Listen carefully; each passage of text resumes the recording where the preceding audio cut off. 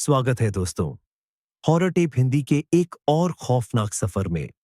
क्या आपने कभी सोचा है कि जब आप रात के सन्नाटे में सुनसान हाईवे पर अपनी गाड़ी चला रहे होते हैं, तो क्या सिर्फ आपके इंजन की आवाज ही उस सन्नाटे को चीरती है, या फिर अंधेरे की उन परतों के पीछे कोई और भी है जो आपके रुकने का इंतजार कर रहा है। आज की कहानी किसी काल्पनिक भूत की नहीं, बल्कि उस खूनी विरासत की है जो सालों से नेशनल हाईवे के मील के पत्थरों के बीच दबी हुई थी। ये कहानी है रघुवीर की। एक ट्रक ड्राइवर जो अपनी महारानी ट्रक लेकर निकला तो था मंजिल पाने, पर उसे क्या पता था कि वह मौत के एक ऐसे चक्रव्यूह में फंसने वाला है जिसका ताल्लुक उसके पिता के काले अतीत से है। जब लोहा खून मांगने लगे और सड़ा सिर पर बिछी धुंध किसी रूह का कफन बन जाए, तब क्या होता है? दिल थाम कर बैठिए, क्योंकि हॉरर टेप हिंदी आज आपको सुनाने जा रहा है हाईवे का साया, काल का पहिया। अगर अंधेरे से डर लगता है तो लाइट जला लीजिए, क्योंकि यह टेप एक बार शुरू हुआ तो पीछे मुड़ने का रास्ता नहीं मिलेगा। अध्याय 1। मील का पत्थर 404। रात के 2 बज रहे थे। नेशनल हाईवे 44 पर सन्नाटा इतना गहरा था कि टायर की आवाज भी किसी के रोने जैसी लग रही थी। रघुवीर, जिसे सब रघु कहते थे, पिछले 14 घंटों से स्टीयरिंग थामे हुए था। उसकी आंखों में नींद नहीं, बल्कि एक अजीब सी जलन थी। केबिन में बज रहे पुराने गानों की आवाज इंजन के शोर में दब गई थी। रघु का ट्रक महारानी लोहा लादे हुए नागपुर से हैदराबाद की ओर बढ़ रहा था। उसके साथ उसका क्लीनर, छोटा सा 20 साल का लड़का गोलू, बगल वाली सीट पर मुंह खोलकर सो रहा था। साला, ये रास्ता आज इतना लंबा क्यों लग रहा है? रघु ने बुदबुदाते हुए खैनी थूकी। तभी उसकी नजर सड़क के किनारे 1 मील के पत्थर पर पड़ी। उस पर लिखा था हैदराबाद 404 किलोमीटर। रघु ने ध्यान नहीं दिया, लेकिन 10 मिनट बाद जब उसने फिर से पत्थर देखा तो उसकी रीढ़ में सिहरन दौड़ गई।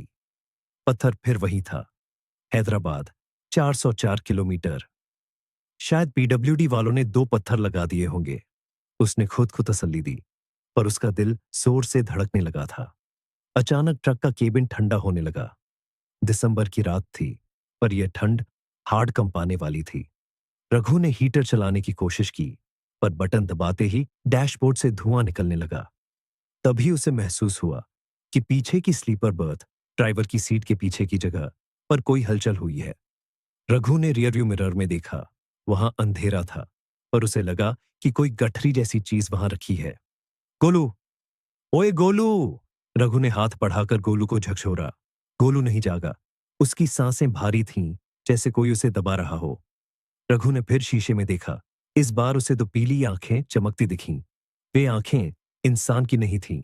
वे किसी भूखे जानवर और जलती हुई राख का मिश्रण थीं। कौन है? रघु की आवाज कांप गई। पीछे से एक फुसफुसाहट आई। गाड़ी मत रोकना रघु, बस चलते रहना। अगर रुके तो मैं उतर जाऊंगा, और अगर मैं उतरा तो तुझे साथ ले जाऊंगा। डर के मारे रघु ने एक्सीलरेटर पर पैर दबा दिया। ट्रक 100 की रफ्तार पार कर गया।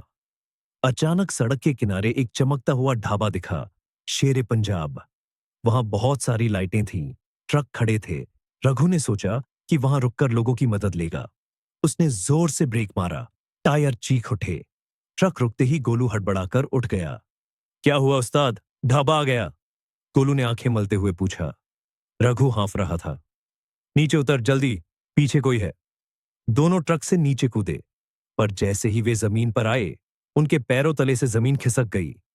जो ढाबा अभी लाइटों से जगमगा रहा था, वह अब एक खंडहर था। वहां कोई ट्रक नहीं था, कोई इंसान नहीं था। सिर्फ पुरानी टूटी हुई लकड़ियां और चारों तरफ झाड़ियां थीं। उस्ताद, हम कहां आ गए? गोलू की आवाज रोनी हो गई। रघु ने पीछे मुड़कर अपने ट्रक की ओर देखा।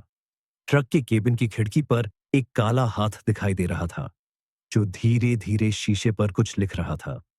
रघु हिम्मत करके ट्रक के पास गया, टॉर्च की रोशनी शीशे पर डाली। वहां खून जैसी किसी लाल चीज से लिखा था 1998। इसी मोड़ पर रघु को याद आया, 25 साल पहले इसी रास्ते पर एक ट्रक एक्सीडेंट हुआ था। एक बेकाबू ट्रक ने एक परिवार की कार को कुचल दिया था। उस ट्रक का ड्राइवर फरार हो गया था। लोग कहते थे कि उस ड्राइवर का नाम भी रघुवीर था। पर मैं तो तब बच्चा था, रघु चिल्लाया। तभी खंडर के पीछे से एक औरत की चीख सुनाई दी। एक औरत जिसके कपड़े फटे हुए थे और सिर से खून बह रहा था, लंगड़ाते हुए सड़क के बीचों बीच आ गई। उसने रघु की ओर हाथ फैलाया। मेरा बच्चा, मेरा बच्चा कहाँ है? रघु और गोलू वापस ट्रक की तरफ भागे। इंजन स्टार्ट नहीं हो रहा था। वह साया अब ट्रक के ऊपर चढ़ चुका था। छत पर भारी कदमों की आवाज आ रही थी। धप, धप, धप। रघु ने हनुमान चालीसा पढ़नी शुरू की और चाबी घुमाई। आखिरी कोशिश में इंजन गरज उठा। उसने गियर डाला और ट्रक को वहां से भगाया। पर अब सड़क गायब हो चुकी थी। सामने सिर्फ धुंध थी। रघु को एहसास हुआ कि वह सड़क पर नहीं, बल्कि एक पुराने बंद हो चुके पुल की ओर बढ़ रहा है, जो सालों पहले टूट चुका था। उस्ताद, रोको, आगे खाई है, गोलू चिल्लाया, पर ब्रेक फेल हो चुके थे। रघु ने देखा कि स्टीयरिंग व्हील को अब वो नहीं, बल्कि वही काली छाया घुमा रही थी। वह औरत अब बगल की खिड़की से लटकी हुई थी। उसका चेहरा शीशे से चिपका हुआ था। उसका मांस सड़ रहा था। उसने मुस्कुराते हुए कहा, आज हिसाब पूरा होगा रघुवीर। तेरे बाप ने जो किया, उसका हर्जाना तू भरेगा। रघु को समझ आ गया। वह ट्रक उसका नहीं था। वह उसके पिता का पुराना ट्रक था, जिसे उसने दोबारा पेंट करवाकर चलाना शुरू किया था। वह गुनाह उसके पिता का था, जिसका साया आज उसे ढूंढने आया था। ट्रक खाई के मुहाने पर खड़े दीहा था, लेकिन रुक नहीं रहा था। हवा में सड्ढे हुए मांस और जंग लगे लोहे की गंध भर गई थी। रघु के हाथ स्टीयरिंग पर जमे हुए थे, पर वह चाहकर भी उसे मुद्देश नहीं पा रहा था। उस्ताद, कूदो, मर जाएंगे, गोलू चिल्लाया और उसने दरवाजा खोलने की कोशिश की। लेकिन दरवाजा जाम हो चुका था, जैसे किसी ने बाहर से वेल्डिंग कर दी हो। अचानक डैशबोर्ड पर रखी भगवान की छोटी सी मूर्ति तड़तड़ाक कर टूट गई। केबिन की लाइटें भग भग करने लगीं। उसी धुंधली रोशनी में रघु ने देखा कि खिड़की से चिपकी उस औरत के पीछे एक छोटा बच्चा भी खददीदा था। उस बच्चे का आधा सिर गायब था और वह अपनी सूनी आंखों से रघु को देख रहा था। बाबूजी ने बाबूजी ने क्या किया था? रघु की आवाज उसके गले में फंस गई। उस औरत ने अपना हाथ अंदर डाला। उसका हाथ हवा की तरह कांच के पार आ गया। उसने रघु के गले को छुआ। उसकी उंगलियां बर्फ से भी ठंडी थीं। रघु के दिमाग में अचानक बिजली की तरह कुछ तस्वीरें कौंधने लगीं। रघु ने अपनी बंद आंखों से वह मंजर देखा जो 25 साल पहले घटा था। उसके पिता बलदेव सिंह इसी महारानी ट्रक को चला रहे थे। वे नशे में धुत थे। सामने से एक छोटी मारुति कार आ रही थी, जिसमें एक परिवार था। टक्कर इतनी जोरदार थी कि कार पिचक कर लोहे का गोला बन गई। बलदेव नीचे उतरा था। औरत अभी जिंदा थी। वह मदद के लिए हाथ फैला रही थी। उसका बच्चा पिछली सीट पर तड़तड़ा रहा था। बलदेव ने मदद करने के बजाय पुलिस के डर से ट्रक को पीछे लिया और दोबारा उन पर छरा दिया, ताकि कोई गवाह न बचे। उसने लाशों को पास के नाले में फेंक दिया और कभी पीछे मुद्दाकर नहीं देखा। रघु की आंखों से आंसू बहने लगे। मेरे बाप ने इतना बद्धा पाप किया। औरत की रूह चीखी। वो तो मर गया, पर यह ट्रक आज भी उसी खून का गवाह है। जिस लोहे पर तू हाथ रखता है, उसमें मेरा और मेरे बच्चे का खून सूखा हुआ है। अचानक ट्रक में तेज झटका लगा। ट्रक अब हवा में था। नहीं, वह खाई में नहीं गिरा था, बल्कि वह सड़डेचक के ऊपर तैर रहा था। गोलू बेहोश हो चुका था। रघु ने देखा कि ट्रक के चारों ओर हजारों काली परछाइयां लिपटी हुई थीं। वे सब वही लोग थे जो सालों से इस हाईवे पर हादसों का शिकार हुए थे। तुझे चैन से नहीं मरने देंगे रघु, बच्चे की आवाज उसके कानों में गूंजी। तू इस ट्रक का कैदी बनेगा। जैसे हम इस हाईवे पर भटक रहे हैं, तू भी भटकेगा। रघु ने अपनी पूरी ताकत लगाकर ब्रेक पर पैर मारा, पर वहां कुछ था ही नहीं। पैडल पानी की तरह गल गया था। तभी उसे याद आया, उसके गले में उसकी मां ने एक ताबीज पहनाया था। मां हमेशा कहती थी, बेटा ये तुझे तेरे बाप के कर्मों से बचाएगा। उसने कांपते हाथों से ताबीज खींचा। जैसे ही ताबीज टूटा, केबिन के अंदर एक तेज सफेद रोशनी फैली। वह रोशनी इतनी प्रबल थी कि वह भयानक साया और वह औरत पीछे हट गए। धम! एक जोरदार धमाका हुआ। रघु की आंख खुली तो उसका सिर स्टीयरिंग व्हील पर था। कान सुन्न थे। सुबह की पहली किरण धुंध को चीरती हुई आ रही थी। उसने चारों ओर देखा। ट्रक सड़क के किनारे एक पुराने बरगद के पेड़ से टकराया था। बोनट से धुआं निकल रहा था। बगल में गोलू कराह रहा था, पर वह जिंदा था। उस्ताद, हम बच गए? गोलू ने धीरे से पूछा। रघु ने कांपते हुए हाथ बाहर निकाले। वह जगह वही थी, मील का पत्थर 404। लेकिन इस बार उस पर कुछ और लिखा था। पत्थर पर किसी ने कोयले से लिखा था, आखिरी चेतावनी। रघु ने ट्रक से नीचे उतरकर देखा। ट्रक के टायर के निशानों के पास छोटे बच्चों के पैरों के निशान थे, जो सड़क से शुरू होकर सीधे उस खाई की ओर जा रहे थे जहां 25 साल पहले हादसा हुआ था। रघु ने फिर कभी ट्रक नहीं चलाया। उसने महारानी को उसी हालत में कबाधी को बेच दिया, पर कबाधी ने बताया कि ट्रक के चेसिस नंबर के पास अंदर की तरफ एक पुरानी चुनरी और एक बच्चे का खिलौना फंसा हुआ था, जो 25 सालों से वहां मौजूद था। रघु ने अपने पिता की संपत्ति का बड़ा हिस्सा उन रास्तों पर एक्सीडेंट पीड़ितों की मदद के लिए दान कर दिया। लोग कहते हैं कि आज भी NH 440 पर मील का पत्थर 404 के पास एक सफेद साया दिखता है, पर अब वह डराता नहीं। वह ट्रक ड्राइवरों को आगाह करता है कि सोना मत, मंजिल अभी दूर है। लेकिन रघु को पता था, कुछ रूहें कभी पीछा नहीं छोड़ जाती। आज भी जब वह रात को सोता है, उसे अपने कमरे के बाहर भारी टायरों के चलने की आवाज सुनाई देती है, और खिड़की पर कोई धीरे से दस्तक देकर कहता है, रघु, गाड़ी मत रोकना।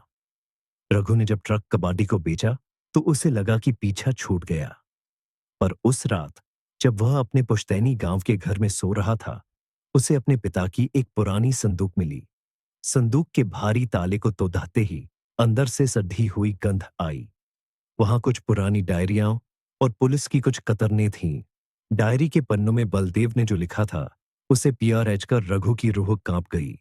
बलदेव सिर्फ एक ड्राइवर नहीं था, वह एक शिकारी था। उसने लिखा था, इस ट्रक को लोहे की जरूरत नहीं, इसे लहू की प्यास है। जिस रात मैं किसी को कुचलता हूं, महारानी अगले दिन दूनी रफ्तार से भागती है। यह ट्रक नहीं, एक जिंदा शैतान है। रघु को समझ आया कि उसके पिता ने अपनी तरक्की के लिए हाईवे पर बलि दी थी। वह एक्सीडेंट कोई इत्तेफाक नहीं था, बल्कि एक जानबूझकर किया गया कृत्य था। महारानी के केबिन के नीचे बलदेव ने तांत्रिक अनुष्ठान किए थे, ताकि उसे कभी पुलिस न पकड़ DH सके। डायरी के आखिरी पन्ने पर एक नक्शा बना था। वह नक्शा उसी जगह का था जहां रघु का एक्सीडेंट हुआ था। वहां लिखा था, वह औरत और उसका बच्चा अभी भी पहियों के नीचे दबे हैं। रघु को एहसास हुआ कि उन रूहों को मुक्ति तब तक नहीं मिलेगी जब तक उस ट्रक का अस्तित्व पूरी तरह खत्म नहीं हो जाता। कबाड़ी ने ट्रक ले तो लिया था, पर क्या वह उसे काट पाएगा? तभी रघु का फोन बजा। ये वही कबाड़ी, इस्माइल था। उसकी आवाज में दहशत थी। रघु भाई, अपना ट्रक वापस ले जाओ, ये कोई बला है। जैसे ही लाडोखों ने इस पर आरी चलाई, आरी टूट गई और ट्रक के अंदर से काला खून निकलने लगा। मेरे 2 आदमी अस्पताल में हैं। वे कह रहे हैं कि ट्रक के अंदर से किसी बच्चे के रोने की आवाज आ रही है। रघु समझ गया कि उसे खुद ही इस पाप का अंत करना होगा। वह आधी रात को कबाद खाने पहुंचा। वहां सन्नाटा था, पर महारानी अंधेरे में चमक रही थी। उसकी हेडलाइट्स बिना किसी बैटरी के जल रही थीं। जैसे ही रघु ट्रक के पास पहुंचा, इंजन अपने आप स्टार्ट हो गया। धुआं, धुआं और सिर्फ धुआं। ट्रक के केबिन से उसके पिता बलदेव की आवाज आई, रघु, इसे मत रोक। यह हमारी विरासत है। इस लोहे में मेरा दम बसा है। रघु ने अपनी जेब से गंगाजल की एक बोतल निकाली, जो उसकी मां ने उसे दी थी, और माचिस जलाई। उसने ट्रक के डीजल टैंक को खोला। अगर इस लोहे को खून चाहिए, तो आज मेरा खून ले, पर अब और किसी को नहीं। रघु चिल्लाया। उसने माचिस की तीली टैंक में डाल दी। एक भयानक विस्फोट हुआ। आग की लपटें आसमान छूने लगीं। लेकिन यह आग सामान्य नहीं थी। लपटों का रंग नीला और काला था। आग के बीच से उस औरत और बच्चे की चीखें सुनाई दीं, पर इस बार वे दर्द की नहीं, बल्कि राहत की थी। रघु ने देखा कि आग की लपटों के बीच से वे दोनों साये धीरे धीरे धुएं में बदल रहे थे और आसमान की ओर बरछ रहे थे। तभी ट्रक के स्टीयरिंग व्हील के जलने की आवाज आई, जैसे कोई हड्डी टूट रही हो। वह उसके पिता की रूह थी, जो उस ट्रक में कैद थी। वही चीखती रही, पर आग ने उसे नहीं छोड़ दा। सुबह तक महारानी सिर्फ पिघले हुए लोहे का एक ढेर बन चुकी थी। रघु वहीं बैठा रहा। उसके कपड़े काले पड़ेज चुके थे। पुलिस आई, जांच हुई, पर किसी को कुछ समझ नहीं आया। कबादे खाने के सीसीटीवी कैमरे उस रात बंद थे। रघु ने सब कुछ भुलाकर एक नई शुरुआत की। उसने कसम खाई कि वह कभी किसी मशीन या लोहे से रिश्ता नहीं जोड़ेगा। आज रघु एक छोटा सा ढाबा चलाता है, उसी हाईवे से दूर। लेकिन कभी-कभी जब कोई ट्रक ड्राइवर उसके ढाबे पर रुकता है और अपनी थकान मिटाने के लिए चाय मांगता है, तो रघु उसकी आंखों में झांकता है। अगर उसे उन आंखों में वही पीली चमक दिखती है, तो वह उसे चुपचाप एक ताबीज थमा देता है और कहता है, रास्ता लंबा है भाई, पर याद रखना, अकेले नहीं चल रहे हो। ये कहानी अब एक सर्कल, चक्र को पूरा करती है। यह दिखाती है कि कैसे एक निर्जीव मशीन, ट्रक, इंसानी लालच और पाप से एक राक्षस बन जाती है। रघु का बलिदान और उस ट्रक का अंत बुराई के विनाश का प्रतीक है। तो दोस्तों, यह थी रघुवीर और उस खौफनाक ट्रक महारानी की दास्तां। सच ही कहा गया है कि कुछ गुनाह कभी दफन नहीं होते, वे साया बनकर हमारा पीछा करते हैं। क्या आपके पास भी ऐसी कोई खौफनाक कहानी है जो हाईवे के सन्नाटों में घटी हो? हमें कमेंट्स में जरूर बताएं। अगर आपको आज की यह डरावनी कहानी पसंद आई है और आप ऐसे ही और अनसुने किस्सों के गवाह बनना चाहते हैं, तो हॉरर टेप हिंदी को अभी सब्सक्राइब करें और बेल आइकन दबाना न भूलें, क्योंकि यहाँ हर अंधेरे के पीछे एक नई कहानी छिपी है। वीडियो को लाइक करें और अपने उन दोस्तों के साथ शेयर करें जो रात में अकेले गाड़ी चलाने से डरते हैं। मिलते हैं अगले हॉरर टेप के साथ। तब तक सावधान रहें, सतर्क रहें और याद रखें, कभी-कभी पीछे मुड़कर न देखना ही बेहतर होता है। गुड नाइट, शब्बा खैर।